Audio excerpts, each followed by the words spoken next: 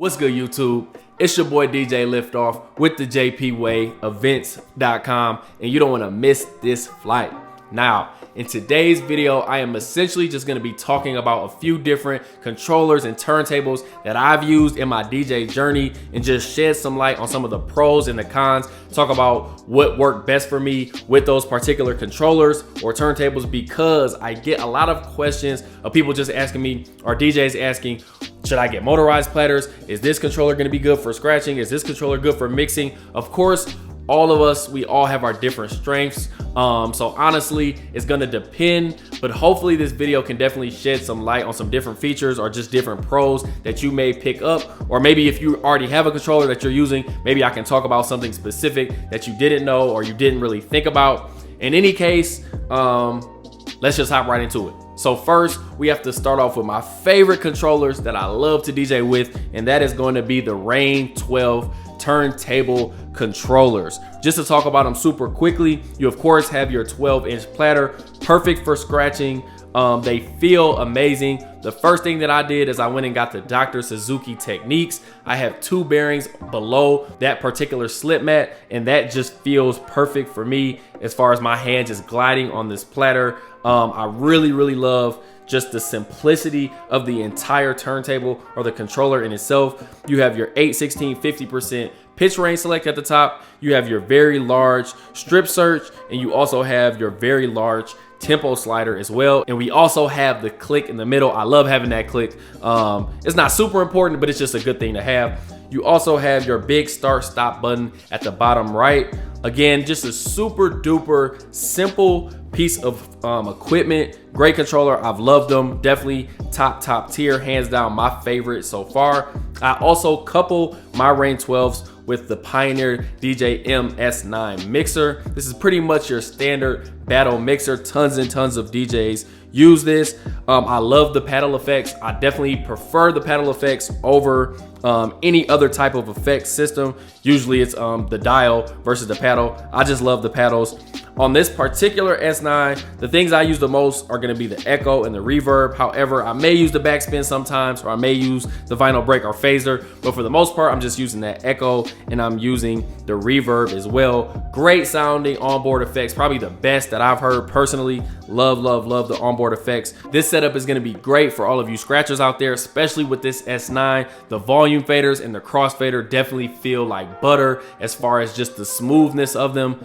Excellent setup. Now, following closely behind in the footsteps of that S9 mixer, we have your Pioneer DDJ Rev 7. Now, this mixer section, as you can see, is extremely similar to that S9. So if you're familiar with the S9, this will be a walk in the park for you. Again, the volume fader, the crossfaders definitely are amazing on this Rev 7 as well. So if you are a scratcher, this will definitely be a great controller for you.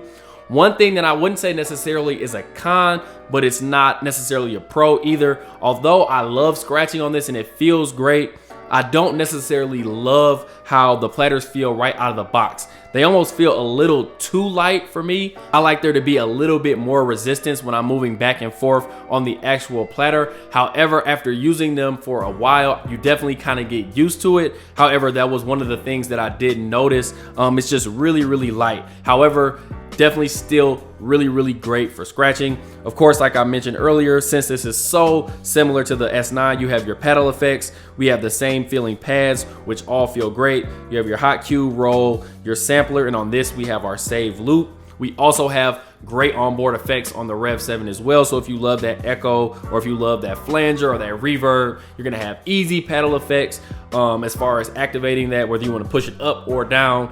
You have your depth right in the middle. Great controller as far as the sound effects. Again, you have your booth, you have your great mic inputs, and you have great sound coming out of this controller as well.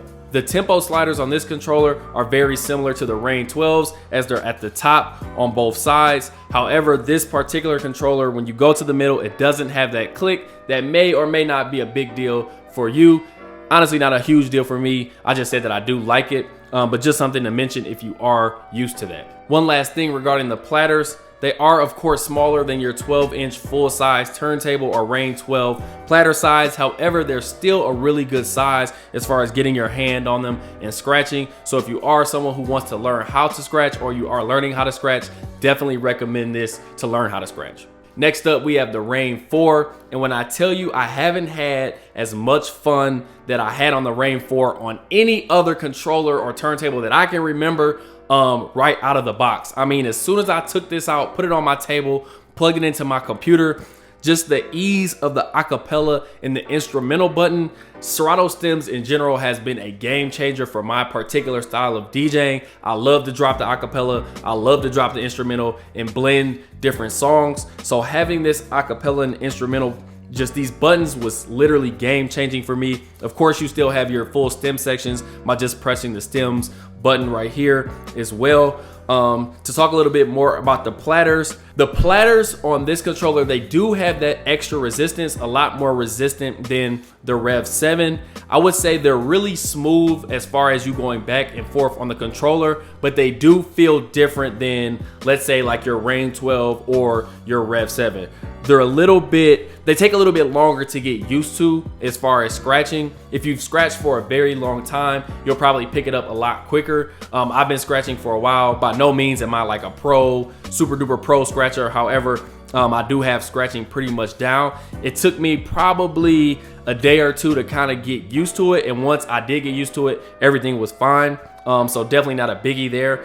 The volume faders, they're a little bit more resistant than your Rev 7 or your S9 mixer. I would still say they're pretty smooth, just not as smooth as the other ones. However, the crossfader I definitely would say is a lot more smoother than the volume faders. So if you are someone that loves to scratch, I wouldn't say this is your absolute best option for scratching, but you can definitely easily scratch with it. Definitely still a great controller if you do like to scratch. Now, as far as the effects on the Rane 4, you do have some effects that come that are actually hardware onboard effects. However, for me personally, the only one that was missing was that reverb. I use the reverb probably the most, and then closely behind that will be the echo. They do have the echo. However, I would personally say that the S9 and the DDJ Rev 7, those onboard effects definitely sound a little bit more crisp and a little bit better for me personally. However, not a shot at the Rane 4 whatsoever. The echo still definitely sounds good.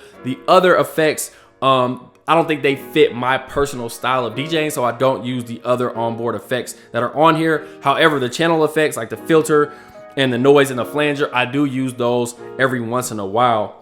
Also on this controller, as far as just that extra funness to it, you do have your stem splits. So on decks 1, 3, and 2 and 4, or more so on decks 1 and 2, you can have just the vocal, and then on decks 3 and 4, you can have the instrumental. So if you do want to kind of check that out and use that, it is kind of fun playing around with that. But overall, like I said, this controller was super duper fun to play with right out of the box.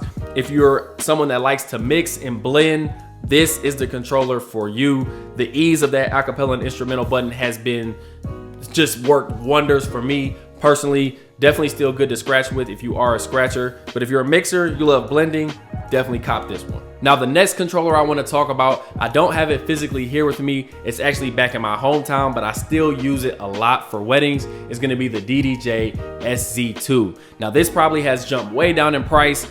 Of course, I think I got this maybe 7, 8 years ago, something like that. And at the time, of course, it was $2,000 or $2,300, and I just had to have it at the time, and I'm still using it to this day.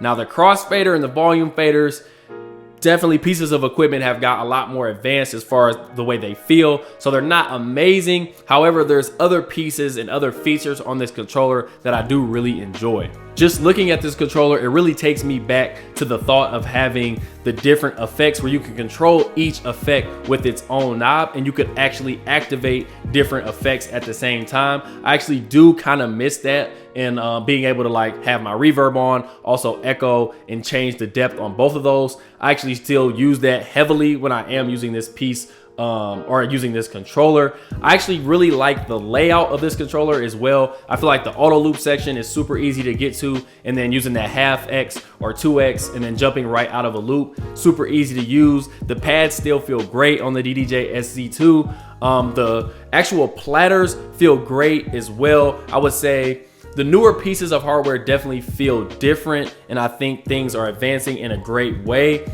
As far as scratching on the SZ2, I'm still able to do it because I'm a little more of a seasoned scratcher. The crossfader, again, it's not the most butter, or it's not that great as far as the newer pieces of equipment that have came out. However, I do still scratch on it. I do like the fact that it has that jog feeling adjust. So if you do want it to be a little more resistant versus less resistant, you can easily change that right there. Definitely still a great feature on that particular controller. The SZ2, once being a flagship controller for Pioneer, is definitely still a great controller in my eyes. Some of the highlights, of course, are those effects. Like I said, it's a really big controller, so everything is spaced out really nice. I love the auto loop.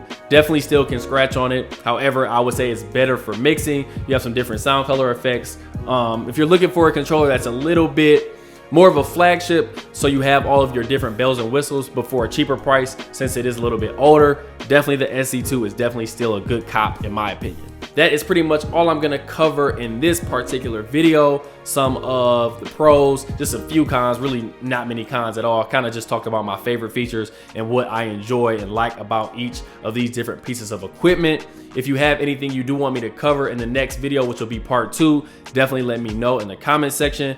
Without further ado, if you enjoyed this video, please press that subscribe button. Please press the like button as well, and I will catch y'all on the next flight.